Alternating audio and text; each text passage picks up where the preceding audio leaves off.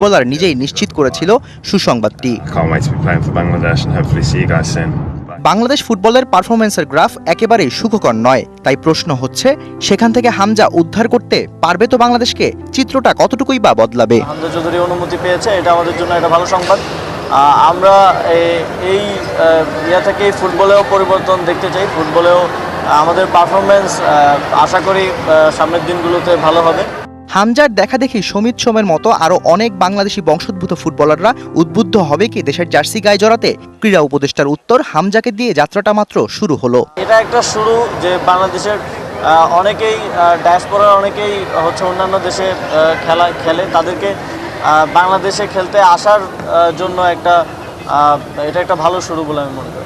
ক্রীড়া উপদেষ্টা মনে করেন হামজা চৌধুরীর অন্তর্ভুক্তি দেশের ফুটবলের নতুন প্রজন্মের জন্য অনুপ্রেরণা হিসেবে কাজ করবে। Shahriar Hossain, DBC news.